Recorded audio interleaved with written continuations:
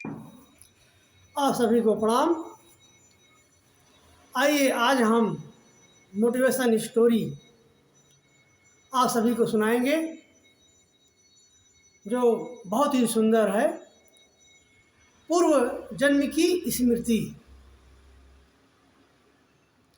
उसके पहले गायत्री महामंत्र और गुरु का हम अपने गुरुदेव का ध्यान करते हैं कि वे हमें सद्ज्ञान सद्बुद्धि और प्रतिभा सब प्रदान करें। ॐ भूर्भुवः स्वः तत्सवितुर्वरेण्यं भर्गो देवस्य धीमहि धियो यो नः प्रचोदयात्। गुरुदेव माता जी का ध्यान करेंगे। ओम वंदे भगवतीं देवीं श्रीराम च जगद्गुरुं पाद पद्मे तय श्रुत्वा परमां मुहुर्मुहुः परमां मुहुर्मुहुः। आज जो आप सबके लिए कहानी हम सुनाएंगे वह राजा भोज की है। एक बार की बात है, राजा भोज स्नान कर रहे थे और उनकी पत्नी उनको खूब मल मल के स्नान करा रही थी। इतने पर भी राजा भोज का मन नहीं मानता था और वह अधिक अधिक नहाने के लिए प्रयास करते रहते और उनकी रानी उनको स्नान कराते कराते जोर जोर से ठहाका मार के हंसने लगी। तो राजा भोज को बहुत ही आश्चर्य हुआ कि महारानी जी आप हंस क्यों रही हैं। तो उन्होंने बताने से मना कर दिया। फिर उन्हें बहुत चिंता होने लगी कि रानी ने हमारे ऊपर हंसा क्यों, बात अधिक न बिगड़ जाए।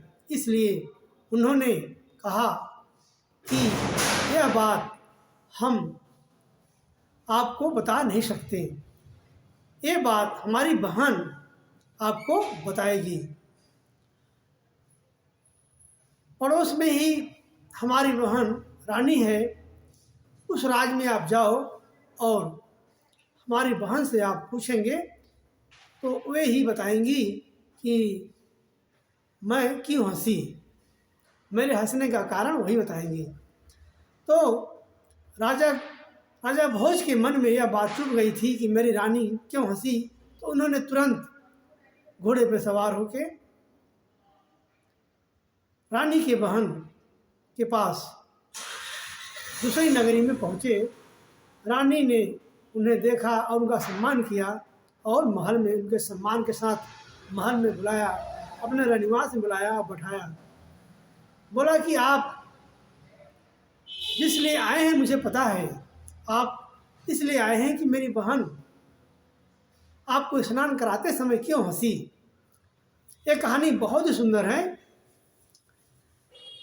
आप इस वीडियो को अधिक से अधिक लाइक करेंगे, शेयर करेंगे और कमेंट करेंगे तो हमें पता चलेगा कि ये कहानी कितनी अच्छी आपको लगी। और अधिक से अधिक सब्सक्राइब करना, शेयर करना, जिससे काफ़ी लोग इस कहानी को सुनेंगे। तो रानी ने उनसे बोला कि मैं गर्भ से हूँ और आज रात में एक बच्चे का जन्म दूंगी और जन्म के 10वें दिन मेरा काफ़ी उपचार होगा, लेकिन मैं बचूंगी नहीं। और आज के 10वें दिन, मृत्यु के बाद 10वें दिन जब मेरा बच्चा जन्म होगा, मैं मृत्यु को प्राप्त होंगी। तो उसके 10वें दिन विदर्भ राजा के यहाँ, विदर्भ राजा की राजकुमारी बन के मैं वहाँ रहूँगी। विदर्भ राजा के यहाँ जन्म होगी और उनकी राजकुमारी रहूँगी। तो राजा ने कहा ठीक है। उसके बाद रात्रि का समय हुआ और रानी ने एक बच्चे का जन्म दिया और उनकी तबीयत खराब हो गई। वह मृत्यु हो गई उनकी। और उन्होंने मृत्यु से पहले राजा भोज को बताया था कि जन्म विदर्भ राजा के यहाँ जन्म लेने के बाद मैं विदर्भ राजा की राजकुमारी बनूंगी, और 20 वर्ष के बाद ये जो बच्चा मेरा जन्म हुआ है इसी से मेरी शादी होगी, तब मैं यहाँ आऊँगी नववधू बनकर,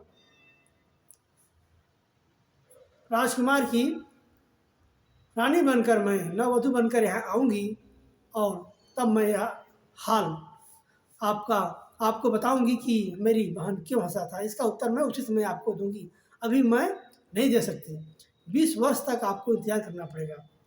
राजा ने कहा ठीक है। फिर उसके बाद वो चले आए, और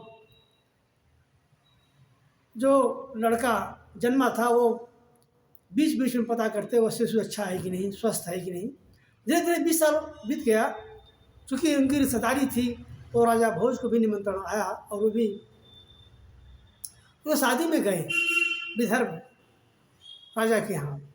और वहाँ से जब आए नववधू के साथ, तो नववधू ने कहा मैं रिश्ते में तो मौसा लगते थे, कहन कि मैं राजा भोज से कुछ बात करूँगी।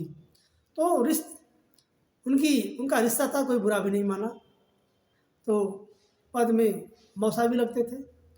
तो वह नववधू उनके एक महल के एक कमरे में ले गई और उनसे कहा कि आप यही जानना चाहते हैं ना कि मेरी बहन क्यों हंसी थी आपको स्नान कराते थे। वो बहुत परेशान थे, उत्सुक थे कि 20 वर्ष बीते और कब मैं इस बात को जानूं कि मेरी पत्नी मुझ पर हंसा क्यों।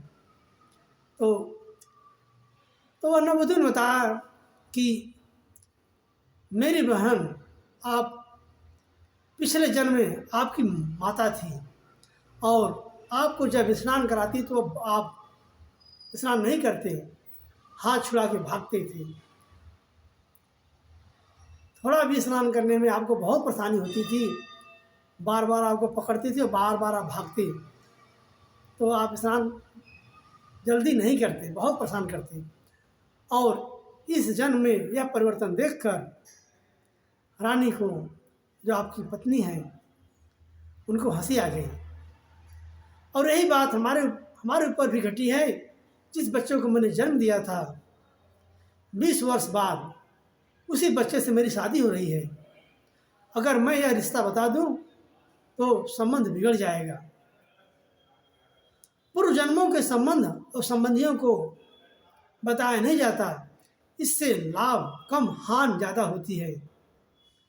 राजा को अगर उस समय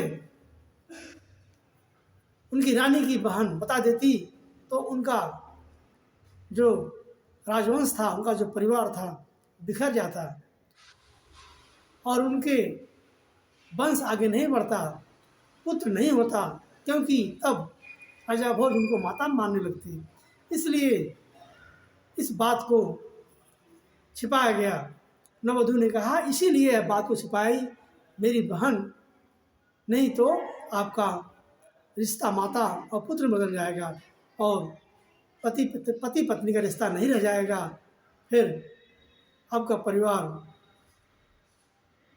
में कोई वंश चलाने वाला पैदा नहीं होगा। यह कहानी कैसी लगी आप सभी को? आप सब इस कहानी को बड़े ही भाव से सुनना और पूरा वीडियो वॉच करना और कमेंट करना। अगले वीडियो में फिर हम एक बहुत ही सुंदर अच्छी कहानी लेके आएंगे। तब तक के लिए आप सभी को प्रणाम, नमस्ते।